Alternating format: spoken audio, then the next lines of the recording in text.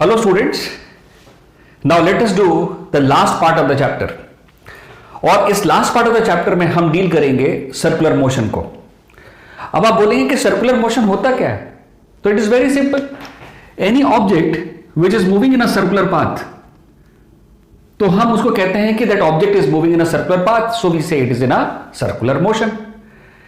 तो जो circular path है वो ऑब्जेक्ट इस सेंटर के चारों तरफ मूव कर रहा है.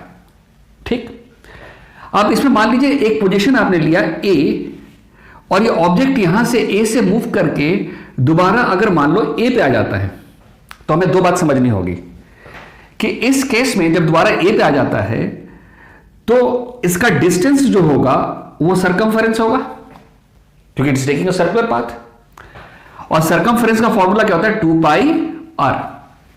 ठीक. और डिस्प्लेसमेंट क्या होगा? तो obviously when object is reaching the same point where initial and the final point coincide with each other, तो हम कहते हैं कि डिस्प्लेसमेंट क्या हो गया आपका? जीरो हो गया. तो यहां पे डिस्प्लेसमेंट क्या हो गया आपका? जीरो हो गया. अब हम बात करेंगे कि भाई यहां पे स्पीड क्या है इसका. तो स्पीड को v से रिप्रेजेंट करते हैं. तो speed is what? Distance upon time. तो जैसा कि यहां पे डिस्टेंस क्या हो गया? 2 पाई आर, और टाइम मान लो यहां से यहां तक आने में टाइम लगा आपका t, तो स्पीड क्या हो जाएगा आपका? t. ठीक.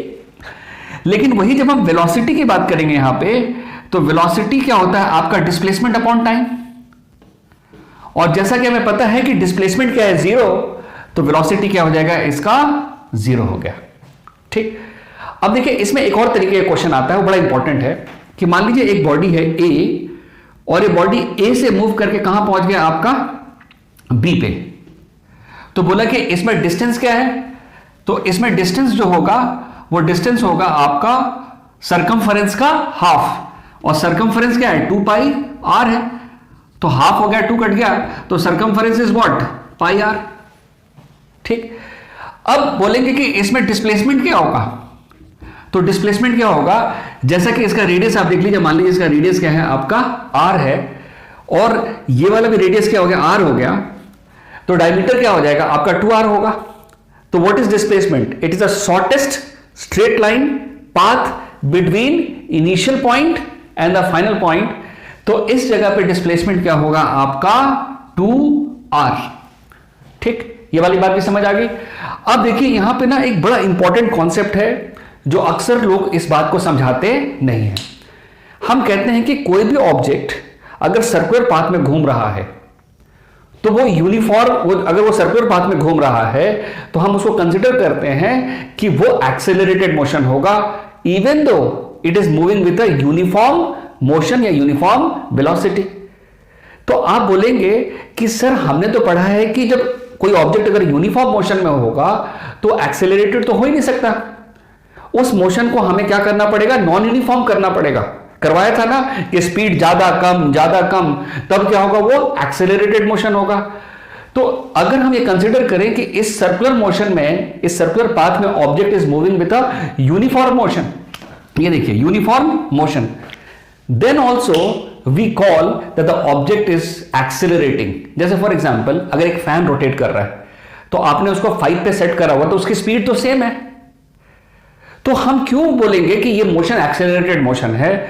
तो ये कॉन्सेप्ट यहां पे समझना बहुत जरूरी है, और इस कॉन्सेप्ट को हम कहते हैं क्लासिकल कॉन्सेप्ट. वो देखें कि वेलोसिटी क्या है. Velocity is what? It is a vector quantity. और वेक्टर क्वांटिटी में दो चीजें होती हैं, एक होता है मैग्नीट्यूड और दूसरा क्या होता है? डायरेक्शन. याद है ना? तो मैग्नीट्यूड क्या हो गया यहां पे? स्पीड हो गया. और हम वो कह रहे हैं कि स्पीड तो कांस्टेंट है, लेकिन फिर भी इसको एक्सेलरेटेड मोशन कह रहे हैं, इसका मतलब जरूर डायरेक्शन चेंज हो रहा होगा. तो लेट अस सी कि इसके अंदर डायरेक्शन कैसे चेंज होता है. तो मान लीजिए यहां से ये आपने रेडियस लिया, और यहां पे अगर आपने एक 90 डिग्री प्लॉट के यहां पे ऐसे प्रोटेक्टर रख के 90 डिग्री बनाया आपने, तो जब 90 डिग्री बनाएंगे तो ये वाला, इसको ना साइंस के लैंग्वेज में इसको टेंजेंट कहते हैं. क्या कहते हैं इसको? टेंजेंट. तो ये एक डायरेक्शन को शो कर रहा है. मान लीजिए यहां पे आपने एक और रेडियस बनाया और यहां से एक और टेंजेंट ड्रॉ किया. टेंजेंट समझ आ गया ना? 90 degree from this side. Now you can see कि जो इस पॉइंट पे जो डायरेक्शन है और इस पॉइंट पे डायरेक्शन जो है वो दोनों डिफरेंट है। नॉट ओनली हियर, अगर इसके बिल्कुल पास में भी आप लेंगे ना तब भी उसका डायरेक्शन क्या हो जाएगा, डिफरेंट हो जाएगा। तो सर्कुलर मोशन में हर एक पॉइंट के बाद दूसरे पॉइंट पे डायरेक्शन उस ऑब्जेक्ट का क्या हो जाता है, बदल जाता है। और जैसा कि डायरेक्शन बदलेगा तो क्या हो जाएगा, मैग्नीट्यूड हो सकता है सेम हो, लेकिन अगर डायरेक्शन बदलेगा तब भी वो क्या हो जाएगा, नॉन यूनिफॉर्म मोशन हो जाएगा।